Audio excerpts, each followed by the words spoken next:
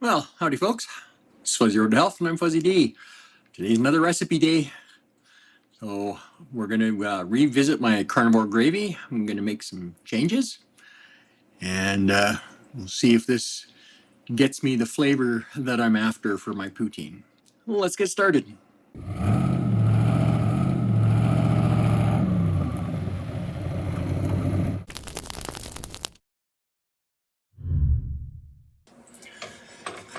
Okay, so today we're going to start with our beef cross rib roast. So I'm not going to do it as a roast. I'm going to actually do it as a couple of steaks.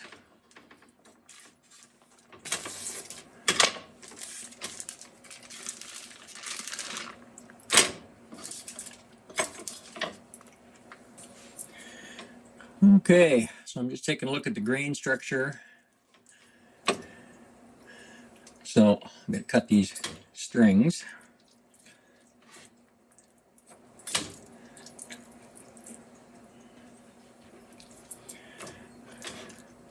Okay, so I'm just going to find the kind of the flatter or longer flat side. Oh, we got a little piece stuck here. Oh, we're still going to try and divide it into two.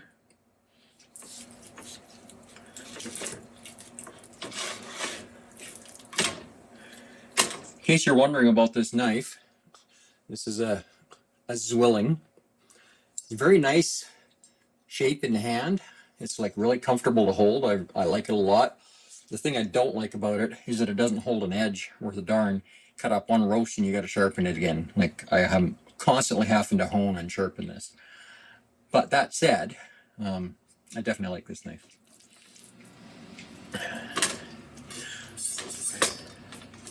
So I am going to grab my Baja Gold Fine for one side.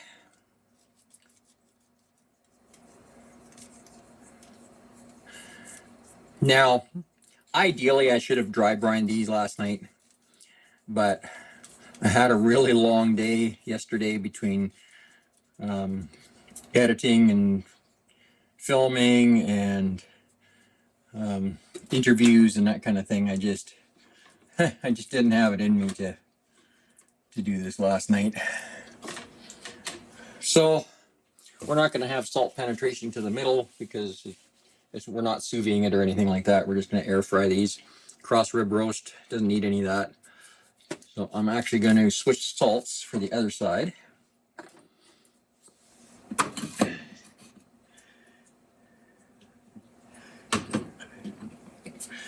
So I'm actually going to use some of this Applewood smoked sea salt. This is really tasty. It's got a very strong applewood flavor. I really like it.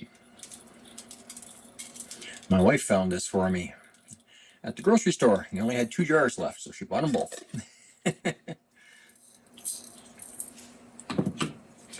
Okay, so that's going to go in the air fryer.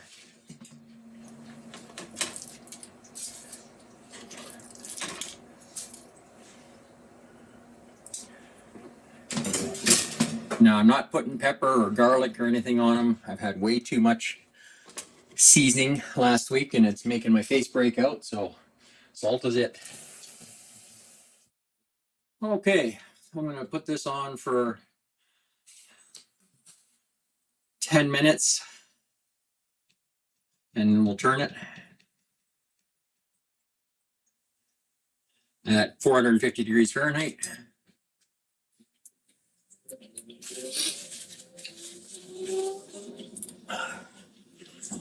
Okay, so my next task, I need to separate some eggs. So this time when I do the gravy, I'm doing a double batch. And I'll break out my trusty egg separator.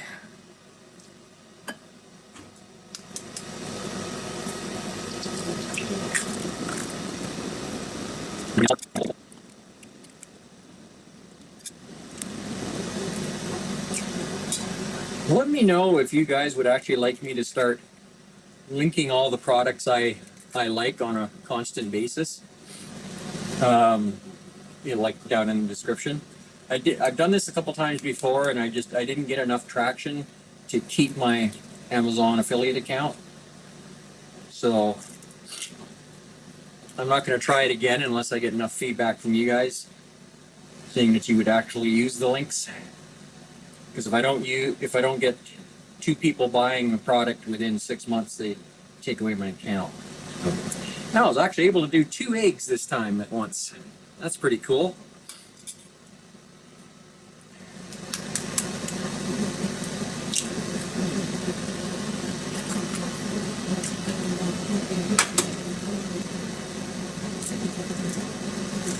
Oh, I got a little carried away that time. I got greedy and I almost spilled a bunch. Okay, lesson learned. It did work, but now it was a little sloppy. Okay, we're going to set these yolks aside. And I'm going to set up my double boiler. Let me just wipe this egg white out of here.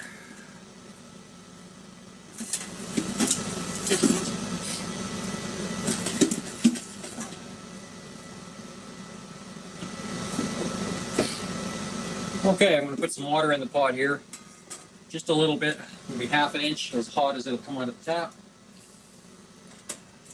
So that's all I'm putting in there. You don't actually want the bottom of this touching water if you can help it. I'm going to turn this on a little past medium. Actually, I'm going to do it right at medium. Last time I did it a little more than that. Okay, we're going to let that heat up. And put some of this stuff away. If you clean as you go, it's not such a big job at the end. Well, that's heating up. I'm going to take this frying pan and I'm just going to turn this on to medium. So this is the difference I'm doing this time. I'm taking some beef bone broth powder and I'm going to toast it. Now I saw Chris Cookie Nashville do this with beef gelatin, and I'm hoping I'm going to get a similar change in flavor when I do that here. Now this is just a powder, so can't go too crazy, but I'm just going to take like a spoon of powder and I'm just going to sprinkle it out in the pan.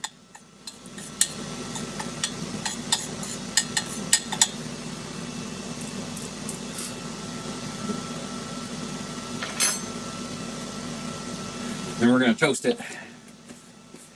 And we're going to see what happens. I don't know if this will work. It's worth a shot.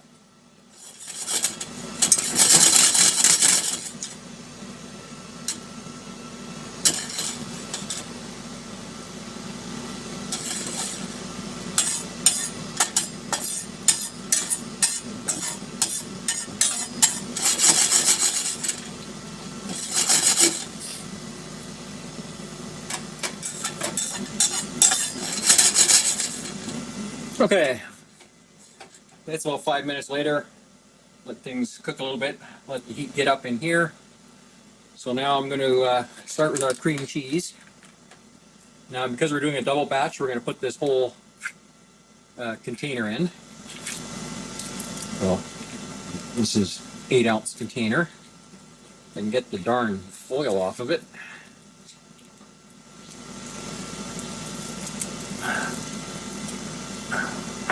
Well, that was a chore.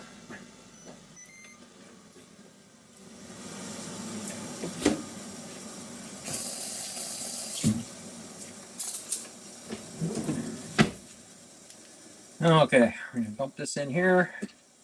Start getting that melting.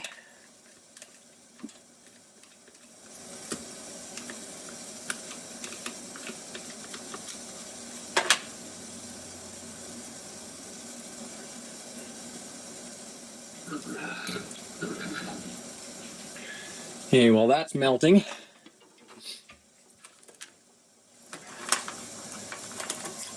I'm just going to stir it around a little bit. And then we're just keep checking on our bone broth powder here. Well, starting to get a little bit of browning to it. Starting to stick a little bit, so I just have to be careful with it. And I know some of you are cringing, what, a metal utensil on a non-stick pan? Well, I don't know what the non-stick coating is on this, but I've been using them for years this way with no issues. Nice thick bottoms. Okay, so it's starting to melt. We're just gonna work it around a little bit, get it soft.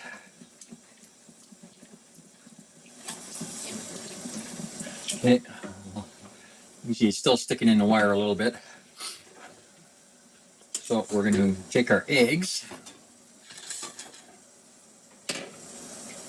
and we're going to add just a tiny pinch of salt. This just helps the eggs break down and emulsify better and works better for the sauce.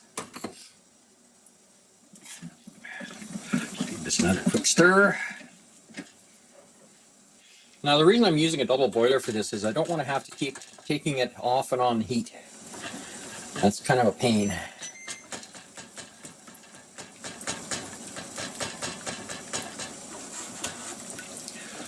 Okay, so we got those yolks beat up. We're going to set those to the side. And looking like we're a thin enough consistency. So you see how smooth and creamy that is, and it's not really sticking to the wires anymore. So now that we're at that point, I'm going to put in a cup and a half of beef broth. Let's just give our bone broth a little stir here. Starting to burn. I'm going to turn it down till 3. But this little bit of crispiness and browning, this is what we want. This is what we're hoping is going to change the flavor. Actually, I'm going to pull that right off the heat. I'm a little concerned, so we'll just leave that off.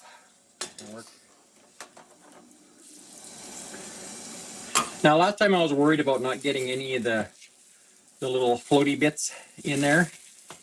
But, I mean, this is a gravy. It's got lots of body to it, so I'm not going to worry about it.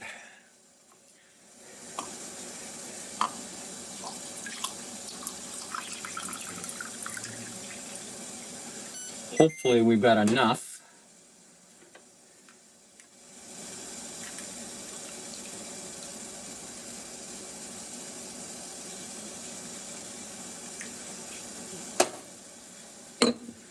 Okay, now I'm going to add some butter.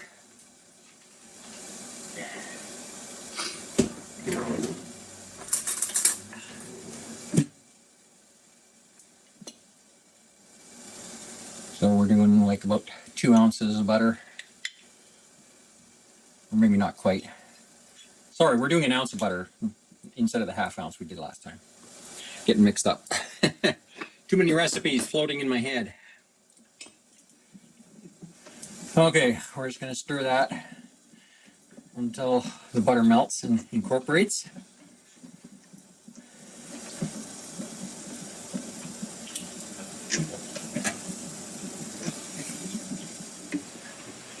Oh, sorry about the noise there, folks. I had to turn a fan on. Hopefully I can pull that fan noise out in post.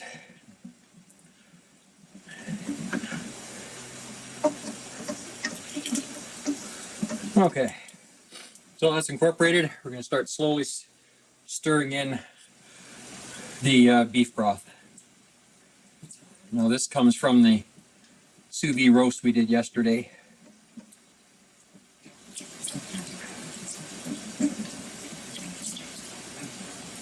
So I'm just putting a little bit at a time and incorporating it so that I don't break the mixture. I know it doesn't have eggs in it, but it can still do funky things if you just try and dump all the liquid in there at once.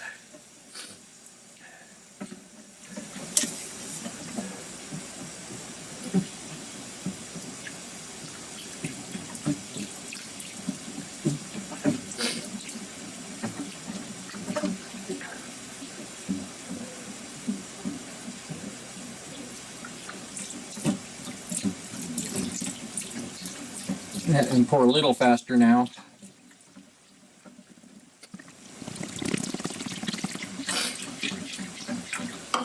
Okay, there's 1 cup. Now I wasn't able to get another half cup.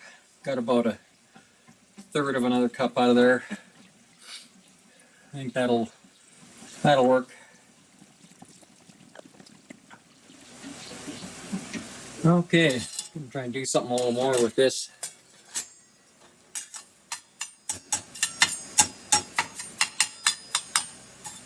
See if I can kind of crush it up now that it's cooled down.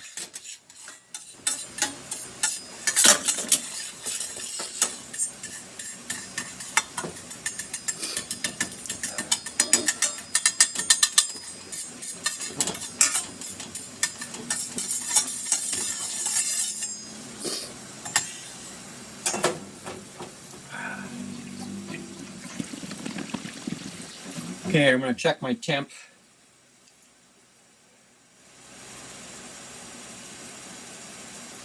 So it's at about 150 degrees. So this is going to simplify operations. Because it's only 150 degrees, I'm not going to have to pre-temper the eggs. I can just start pouring them in very slowly as I mix.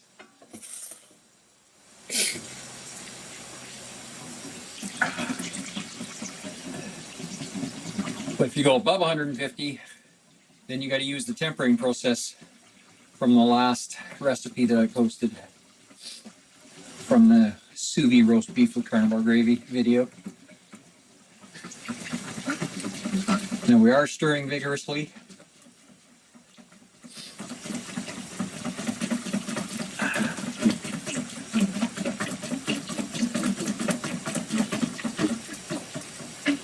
And once we get this started with the yolks, we can't really stop until we're taking it off the heat.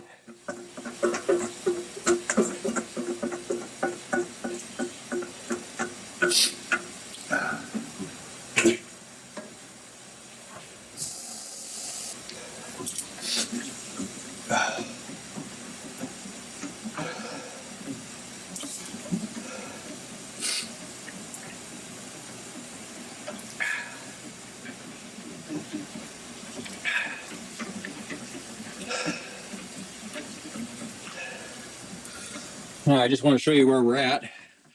So you can see it's still very liquidy, but it's kind of foamy on top. And that's what you want. You want to maintain that.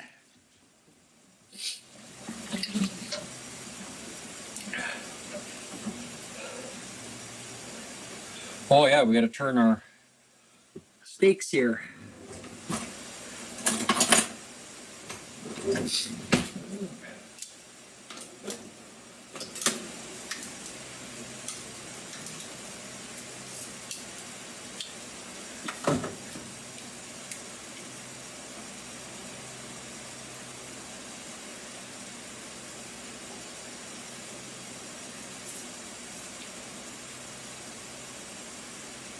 Oh, that's more cooked than I thought. So I'm just going to put it in for 1 more minute.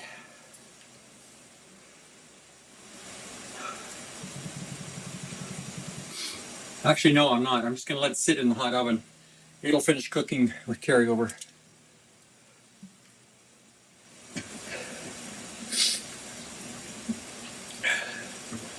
Now, because we're using the double boiler, we can get away with leaving it for a little bit at a time.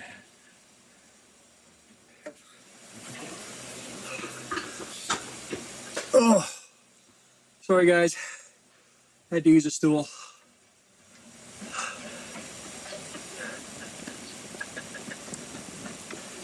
Starting to get just a tiny bit of thickness, so we're going to start spooning in our bone broth powder. I'm just going to sprinkle it over top, just a little spoonful, and then I'm going to mix it in until it incorporates.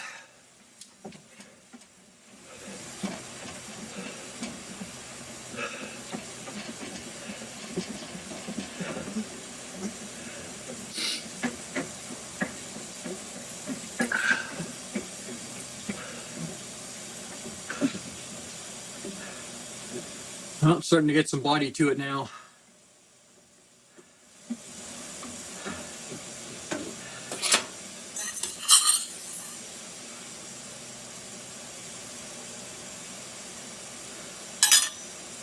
Oh, second spoon.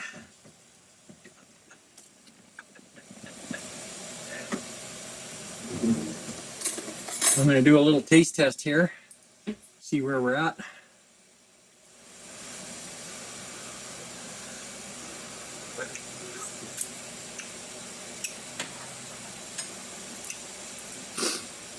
That toasted beef broth, that's making a difference. So I'm going to put one more spoon in, and then I think we're good, and I'll save the rest for my next batch. Now last time, if you watched my gravy video, you know I way overcooked it. Got way too thick. So we're going to take it off a lot earlier this time.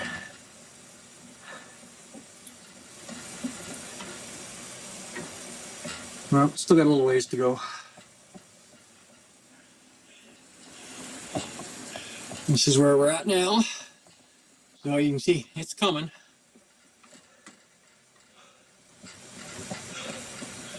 So I'm going to turn the burner off. That hot water will keep it going for a while.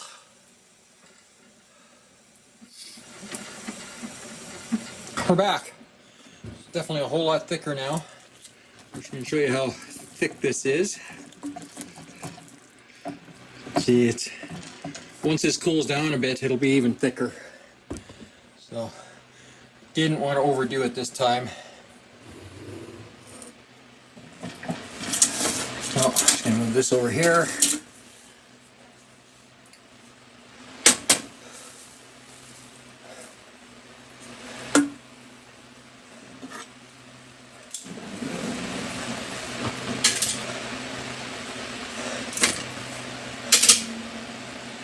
So normally this would sear better, but cooked a lot faster than I thought. Take my knife and start cutting this up. And cutting across the grain.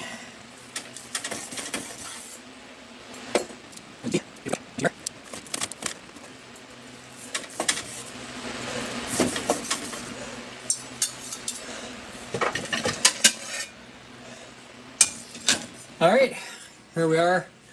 I had to give myself a bit of a break, so everything got cooled down. So I reheated my meat in the microwave just a little bit, and I didn't reheat this. It's still got a little warmth to it. I just want to show you how thick this is. So even though I was taking pains to make it thinner, and it is thinner, it's definitely pretty thick. And I wouldn't want it any thicker than this, but I'm definitely happy with this. So I'm just going to spoon this over.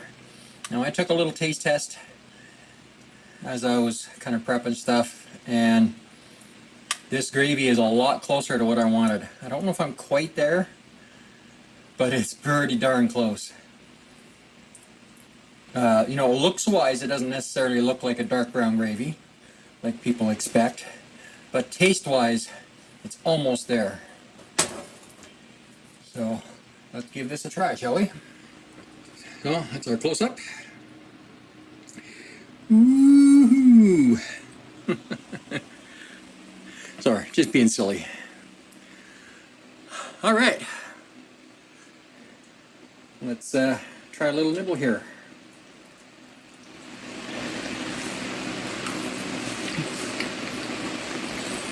Mmm. Mm-hmm. Mm. Mm.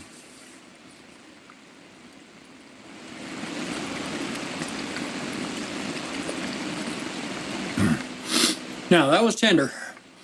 It had a little bit of a chew to it, but I mean, it's to be expected. It's cross rib roast, but very tender. I took a big piece. But that gravy, oh, it is so close to perfect now for the poutine. Almost there. And this is an incredible gravy, way better than what I made a couple days ago, and that was really good. So, hope you give this one a try. So if you feel we've earned it, please take a moment to like and subscribe and hit that notification bell so you don't miss any future videos. Thanks for hanging out with us today. We'll see you on the next one, folks.